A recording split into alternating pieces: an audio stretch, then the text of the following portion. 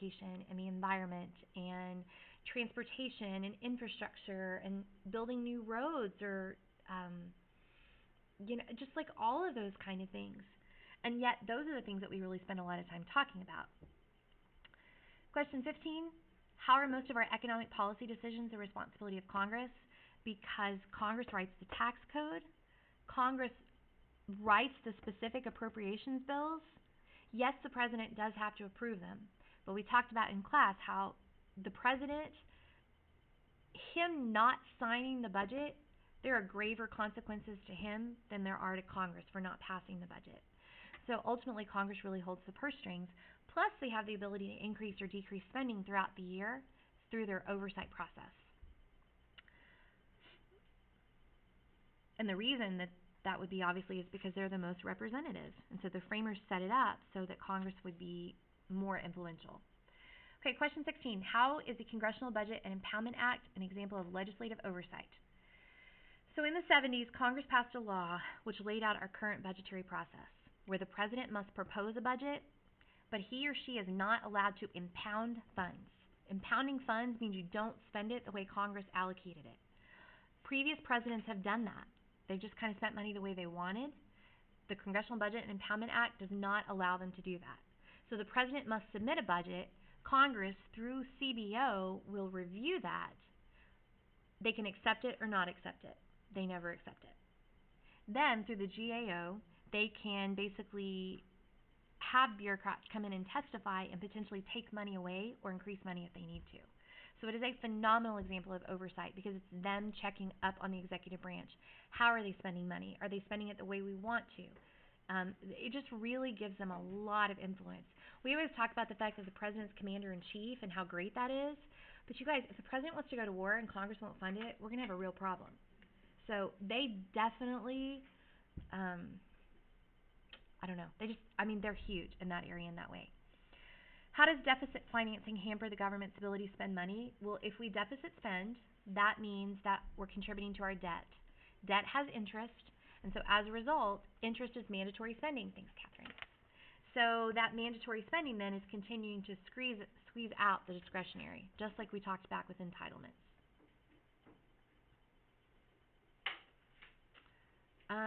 Contrast the powers of Congress in managing economic policy with that of the Federal Reserve. Well, I would just say that Congress is elected and the Federal Reserve is not. Congress is subject to public opinion. The Federal Reserve is not. The Federal Reserve can sometimes make hard decisions like they've recently done, raise interest rates. If you raise interest rates, that makes it more expensive to borrow. People don't like that. If Congress were doing that, there would be backlash. If Congress raises taxes, there's some people who won't vote for them. But with the Federal Reserve, they don't have to deal with that. Original intent of the Social Security Act was to provide for people in old age.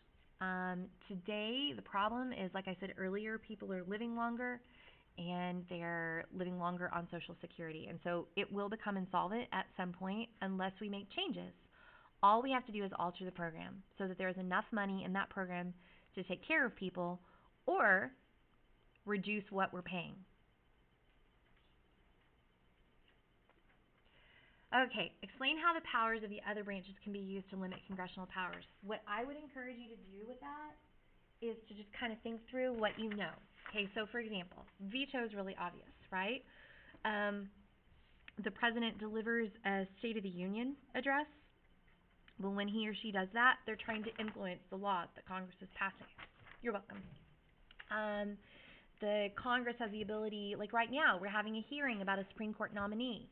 Well, that's checking the president, right? But then that's also checking the courts because they're getting to decide what kind of person is going to end up on the court. So from here on out, you're going to just start having more questions like that where you have to think about them in relationship to one another, and just think about like what their powers are. So maybe that lesson we did in class where you went through all the different congressional powers, think about when the Congress declares war, how is that affecting the other branches of government?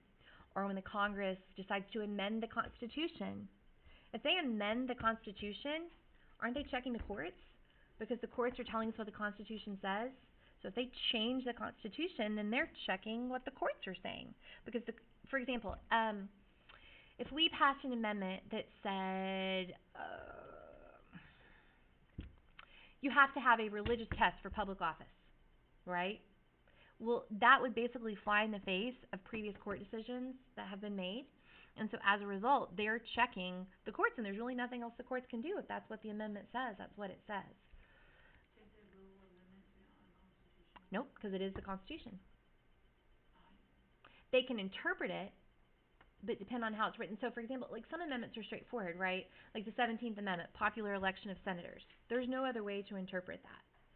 So, and I've heard some people say, oh, that's bad. That like flies in the face of states' rights and that impacts federalism. So if you had, if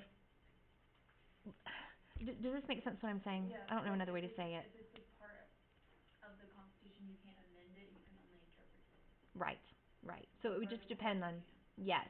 So like freedom of speech, that can be interpreted because it's not super, I mean, it's literal, but you can interpret what that means. You can't really interpret that gender isn't a barrier to voting. I mean, there's no other way to interpret that. You know, so it is what it is. But yeah, the Congress can do it. They haven't done it often. The only example I can think of, like real specifically, would have been, I guess when they passed the 13th and 14th Amendment, that would have overturned Dred Scott. So like Dred Scott said that if you are a slave, you can't sue. Well, getting rid of slavery and saying that everyone is a citizen overturned Dred Scott. So that would become invalidated.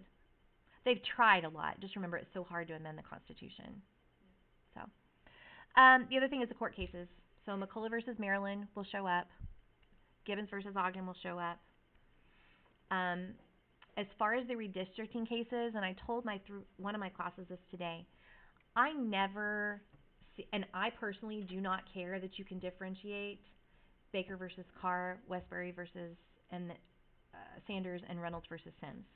I think you have to have all three of those cases together to truly understand the redistricting process. Like one in itself isn't enough. Baker versus Carr came first. So if you're going to know one, I would say know that one. Because it said that the redistricting process is justiciable. The court has a right to intervene. That's really powerful, but they didn't establish like everything else. So over those three court cases, we get the fact that districts have to be contiguous, that they have to be geographically compact.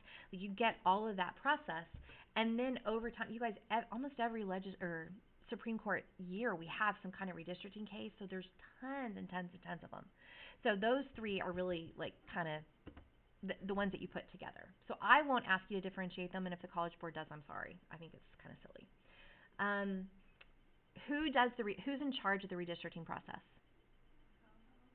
Nope. It's done for the House, but the state legislatures are the one that do that.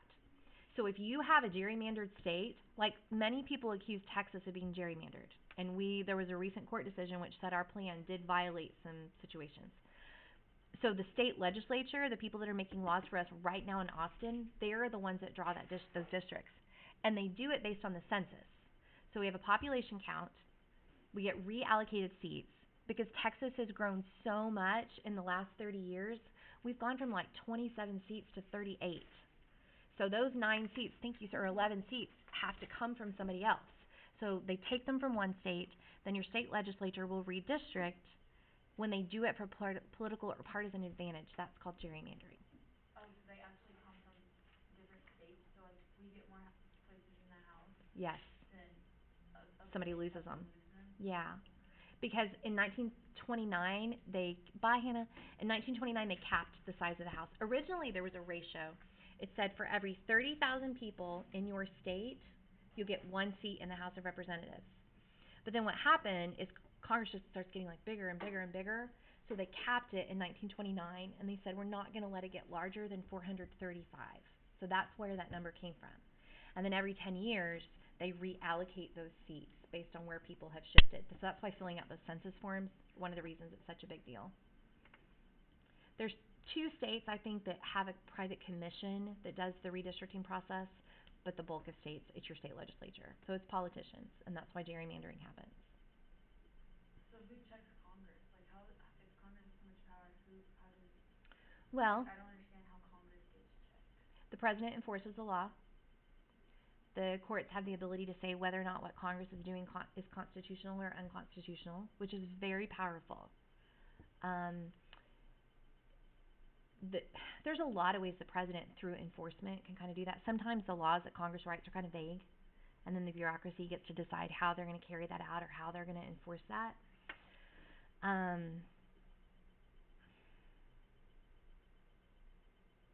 I think the fact that the court's there for life versus the Congress having to run for office all the time. If you think in terms of military, so yes, Congress funds the war, the president's commander in chief, and that's really powerful. And I say, if Congress won't fund the war, we're going to have a problem. On the flip side, do you really want to be the Congress that doesn't pay for soldiers? I mean, like, that's going to make you look really bad too. So the checks go back and forth a lot more between the president and the Congress than they do with the courts. The courts are a little bit more limited in terms of their checks.